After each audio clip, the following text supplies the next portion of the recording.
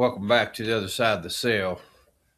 We're going to take a look at the infamous Fleece Johnson in this video. Please like, share, and subscribe. It's free, so it helps the channel out. So let's get into it. It is my face, and I follow him. But later on, when I did it, don't knock it till you try it, boy.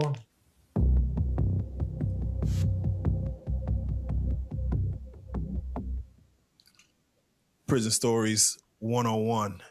We finally got him in the building. Fleece Johnson, aka the Booty Warrior. It's me. It's me. Now, one thing I will say is that once I started this Prison Stories, man, and I don't know if people like to glorify the things that go on in prison and talk about the depravity that happens, but everyone kept saying in the comments, you got to get Fleece Johnson. You got to get Fleece Johnson. Mm-hmm. And I'm like, not only do we need Fleece Johnson, I mean, hell, your story is a story that needs to be told regardless. Right. So before we get started, allow me to let you reintroduce yourself and tell us how much time you've done overall. Well, y'all know who I am. So basically, Fleece Johnson is a famous internet inmate that has done a lot of time, but Fleece Johnson's claim to fame was he liked having sex, and he liked getting young inmates or vulnerable inmates and taking their booties, basically what it comes down to. All right. Abduction ain't needed, really. The booty man. Yeah. Damn. Okay. I did over 40 years in prison, but I did that straight. Getting out, coming back, all that shit. I'm talking about from a child. Before I went to prison, I was in jail at 13. Then turned 14 in jail, 16 in penitentiary. I ain't never even had a girlfriend yet. Never even kissed a girl. Seen one naked. Nothing like that. Jesus. So they sent me to prison, man. And so I had to learn all that in sex. What is this between my legs? It's called a dingaling. Okay, I knew that. Nuts. And I read books on pussy and all this shit. When I got in there, man, it was my first. If you think about it, there's a lot of people that grow up in houses where they're not taught much, but he didn't even know about girls or anything. Excuse me, any of that kind of stuff, unless he read about it. And then he became dysfunctional in prison. I was a virgin, man. My first sexual encounter was with a man, man. I cummed in some ass, man, and I was nuts. I was sick over it, man. Shit. That was the best thing that ever happened to me since applesauce, right? Oh, man. And right. That's about it. I fell in love with booty, man. All right, let's have this conversation. Let's start with before your prison sentence. I know a lot of people are gonna want to know what was like what was your upbringing? Well, my upbringing, all the grandmamas, aunties, I was that good, right? But I came from a family of 3 boys and 3 girls, and 7 of us. I'm the 4th of the boys, the youngest. So I'm by the same mama and daddy. And back in them days, in the 60s and 70s and shit, man, it was hard in America, man, for blacks, period. And so one day, my mama and them, what changed my whole. That's what I like. I like his chorus toboggan.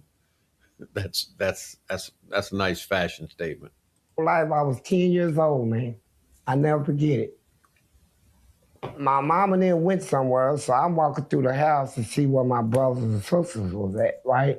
I'm looking for somebody to talk to and shit. Went upstairs, looked in all the rooms, the last room, I opened the door, they ain't no fucking. So 2 brothers and 2 sisters. So my sister tried to offer me something. I said, no, I'm gonna tell mama. I went back in the room, and by the time mama and them came home, I fell asleep, man. And when I woke up, they was whooping me. I'm like, what the fuck they whooping me for? And they done made a story of something they told mom and them that I did. They agreed, got me whooped, and start getting me whooped almost every day, right? So that I won't be able to tell mama what I saw them do, right? And if I did, they ain't gonna believe it. I can't tell them now, they whooping me. So I got everybody against me. So I'm 10 years old. So I told them one day when I got tired of it that I'm not gonna cry no more. So they told mama and she came in her and I got smart with her.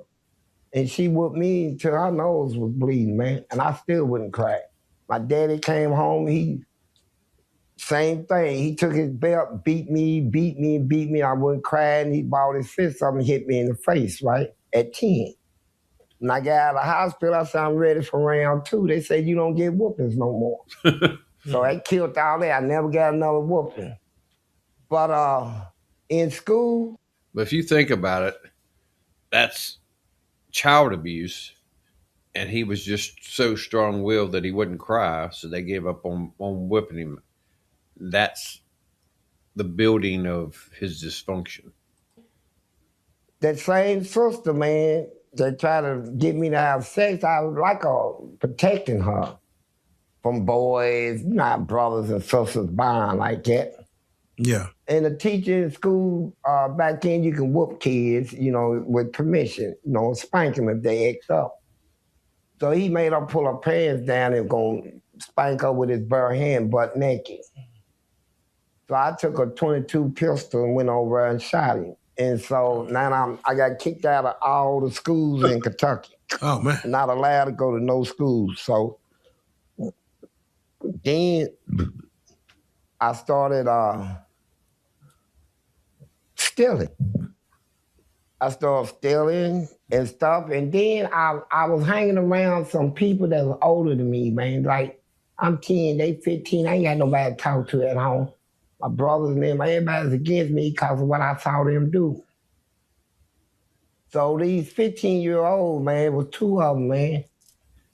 Can you imagine being that young and shooting somebody and even having that thought come through your mind at that age?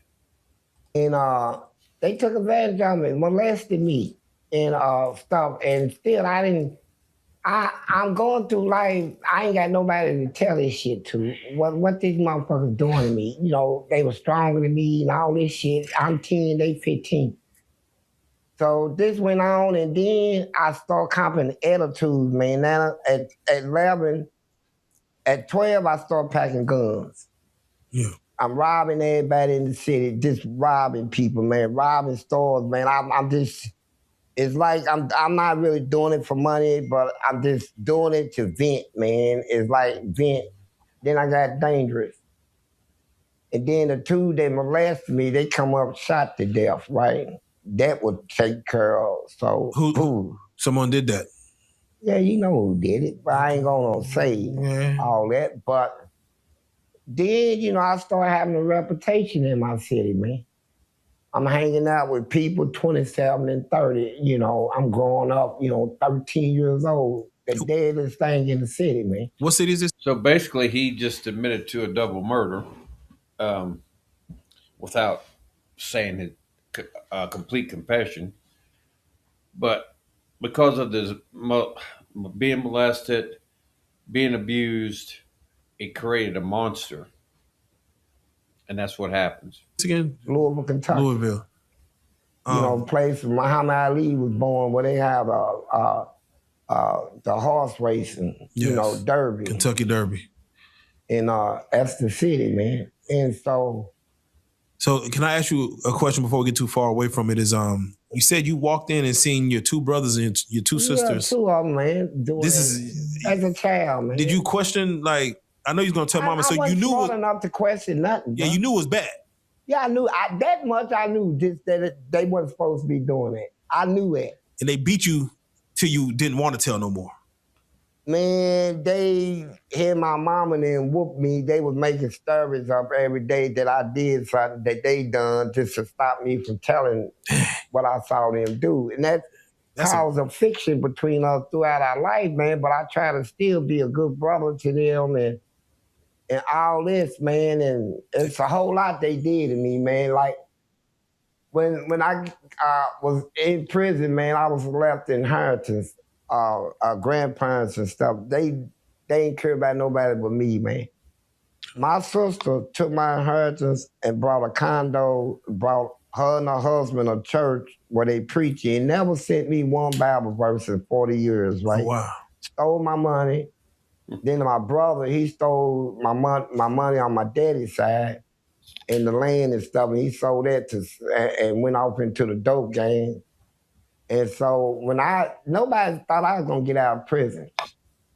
I'm in there fighting every day. I'm fighting in almost, man, fighting battles. And when I pop out of prison, it's like, well, the money was just sitting there. You act like you didn't want that, so we put it to good use. We bought a church.